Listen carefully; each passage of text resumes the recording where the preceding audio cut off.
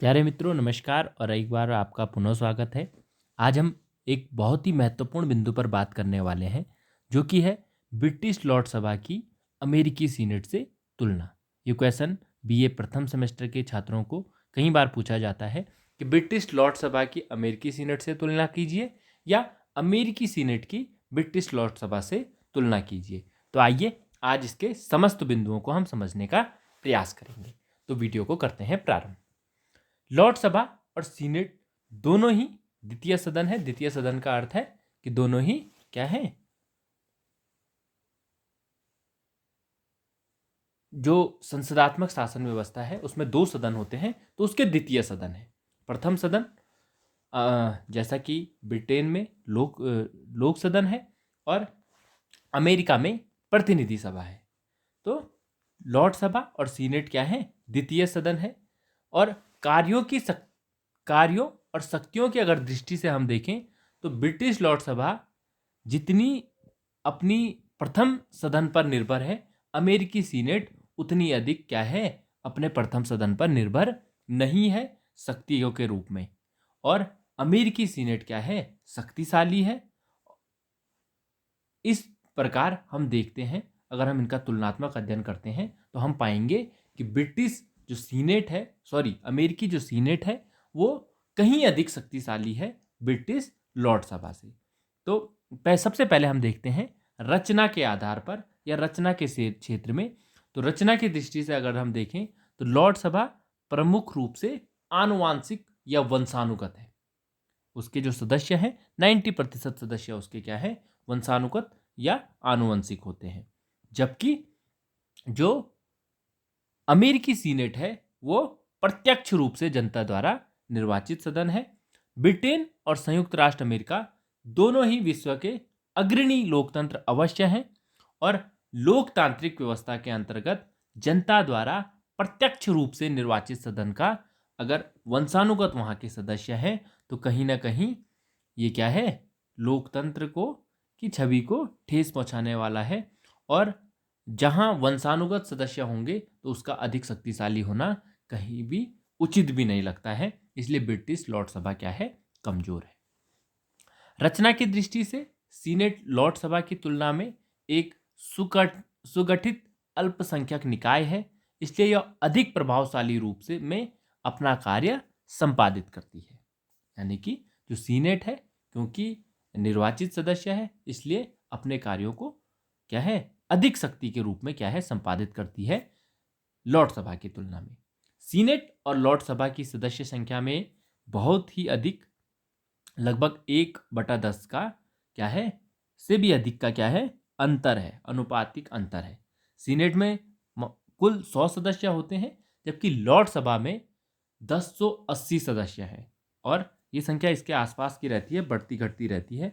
किंतु अगर हम देखें तो लॉर्ड सभा एक बहुत बड़ा निकाय है, जबकि सीनेट क्या है, अपनी संख्या की दृष्टि से लॉर्ड सभा से काफ़ी अधिक छोटा निकाय है।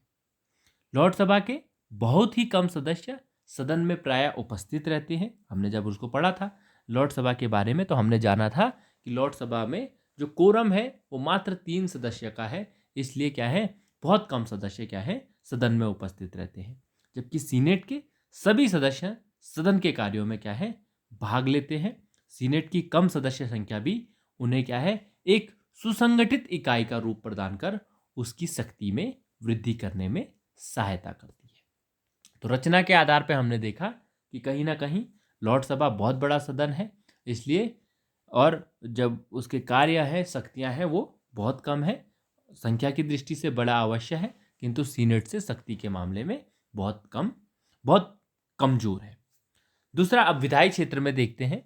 साधारण विधेयकों, जैसे कि अवित्तीय विधेयक होते हैं, के संबंध में अमेरिकी सीनेट की जो शक्तियां हैं वो उसके जो प्रथम सदन है, प्रतिनिधि सभा, उसके समान ही। साधारण विधेयक किसी भी सदन में प्रस्तावित किए जा सकते हैं और दोनों सदनों द्वारा स्वीकार करने पर ही कोई विधेयक क्या है, कानून बन सकता है। और मतभेद की स्थिति अगर आती है तो दोनों सदनों की संयुक्त समिति की व्यवस्था है और यहाँ सीनेट ही सदैव लाभदायक स्थिति में रहती है। तो यह यूं कह सकते हैं, या तो प्रतिनिधि सभा और जो सीनेट है दोनों की बराबर शक्तियां हैं, और अगर संयुक्त अधिवेशन की बात आई तो कहीं ना कहीं सीनेट अधिक शक्तिशाली बन जाती है। जब जबकि जहां हम ब्रिटेन में देखते हैं, साधारण विधेयक दोनों में से किसी भी सदन में प्रस्तावित किए जा सकते हैं, लेकिन लॉर्ड सभा को केवल यह अधिकार प्राप्त है कि वो लोक सदन से असहमत होने पर साधारण विधेयक को केवल और केवल 1 वर्ष तक रोके रख सकती है। इससे सीधा सीधा निष्कर्ष निकलता है कि जहां साधारण विधेयकों के संबंध में सीनेट को पूर्ण निषेधाधिकार यानी कि एब्सोल्यूट वीटो पावर प्राप्त है, वहीं लॉर्ड सभा को केवल 1 वर्ष के लिए विलंबकारी विशेषाधिकार ही क्या है, प्राप्त है। तो यहाँ भी क्या है, जो सीनेट है वो लॉर्ड सभा से अधिक शक्तिशाली है। वित्त विधेयक लॉर्ड सभा और सीनेट दोनों में ही प्रस्तावित नहीं किए जा सकते, लेकिन यहाँ भी लॉर्ड सभा की स्थिति सीनेट की तुलना में क्या है, बहुत निर्बल है। सीनेट वित्त विधेयकों पर स्वीकृति प्रदान करने का अधिकार रखती है, उनमें संशोधन कर सकती है अथवा उन्हें निरस्त भी कर सकती है। वह विधेयक की प्रारंभिक धारा में कोई संशोधन नहीं कर सकती, लेकिन शेष विधेयक में इतना संशोधन कर सकती है कि विधेयक का रूप ही बदल जाए, यानी कि जिस मकसद के लिए वह वित्त विधेयक बनाया जा रहा है वह मकसद ही चेंज हो जाए। वित्त विधेयक कांग्रेस द्वारा पारित समझा जाता है। जब प्रतिनिधि सभा और सीनेट दोनों इसे स्वीकार कर लें, लेकिन ब्रिटिश लॉर्ड सभा को वित्त विधेयकों में संशोधन करने का जो अधिकार है वो प्राप्त नहीं है। वह अधिक से अधिक केवल 1 माह तक किसी भी वित्त विधेयक पर क्या है, रोक लगा सकती है। 1 माह का समय बीत जाने पर लोक सदन द्वारा वित्त विधेयक सम्राट के पास हस्ताक्षर के लिए भेज दिया जाता है, चाहे लॉर्ड सभा ने उसे स्वीकार किया हो या ना किया हो। तो वित्त विधेयक के संबंध में भी सीनेट कहीं ना कहीं लॉर्ड सभा से काफ़ी अधिक शक्तिशाली दिखाई देती है। तीसरा है कार्यपालिका क्षेत्र में अगर हम देखें तो कार्यपालिका शक्ति के संबंध में लॉर्ड सभा प्रभावहीन, मंत्रिमंडल पर उसका नियंत्रण नहीं के बराबर रहता है। लॉर्ड सभा द्वारा मंत्रियों से प्रश्न पूछे तो जा सकते हैं, मंत्रिमंडल की आलोचना भी की जा सकती है, लेकिन इससे अधिक वह कुछ नहीं कर सकती। मंत्रिमंडल लोक सदन के प्रति उत्तरदायी है, यानी कि जो इसका प्रथम सदन है उसके प्रति उत्तरदायी है। लॉर्ड सभा के प्रति वह उत्तरदायी नहीं है। दूसरी ओर अमेरिकी सीनेट को कार्यपालिका क्षेत्र में प्रभावशाली शक्तियां प्राप्त है, यानी कि काफी अधिक शक्तियां प्राप्त है। संधियों और नियुक्तियों के लिए स्वीकृत या समितियों द्वारा जांच पड़ताल के अधिकार के कारण कार्यपालिका पर सीनेट का पर्याप्त नियंत्रण हो जाता है। कोई भी राष्ट्रपति यथासंभव सीनेट से संघर्ष की स्थिति को टालने के ही प्रयास करता है अमेरिका के संदर्भ में। तो कार्यपालिका क्षेत्र में भी हम देखते हैं कि जो सीनेट है उसके पास लॉर्ड सभा से अधिक शक्ति प्राप्त है। तो 3 क्षेत्र हमने देखे जहां जो सीनेट है वो लॉर्ड सभा से अधिक शक्तिशाली देखने को मिलती है। उसके पश्चात जो चौथा क्षेत्र है न्यायिक क्षेत्र, इसमें हम देखेंगे तो इसमें कहीं ना कहीं जो लॉर्ड सभा है वो सीनेट से अधिक शक्तिशाली देखने को मिलती है। आइए देखिए कैसे। लॉर्ड सभा और सीनेट दोनों ही सदनों द्वारा महाभियोग की जांच करने का कार्य किया जाता है, लेकिन न्यायिक क्षेत्र में लॉर्ड सभा सीनेट से अधिक शक्तिशाली है। लॉर्ड सभा ग्रेट ब्रिटेन और उत्तरी आयरलैंड के लिए अपील के सर्वोच्च न्यायालय के रूप में भी कार्य करती है, जबकि सीनेट को इस प्रकार की कोई शक्ति प्राप्त नहीं है। तो हमने देखा कि न्यायिक क्षेत्र में ही केवल जो सीनेट है वो कमजोर नजर आती है लॉर्ड सभा से।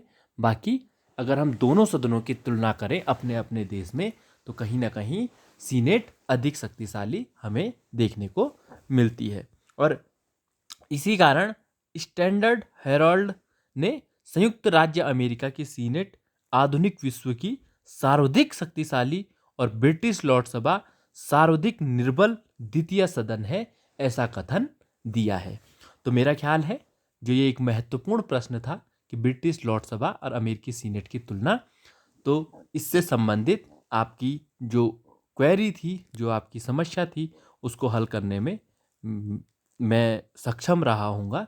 अगर मैं ऐसा इस प्रयास में सफल हुआ हूँ तो वीडियो को लाइक अवश्य करें और कमेंट के माध्यम से अवश्य बताएं। आप लोगों ने मुझे सुना, आप लोगों का बहुत बहुत धन्यवाद।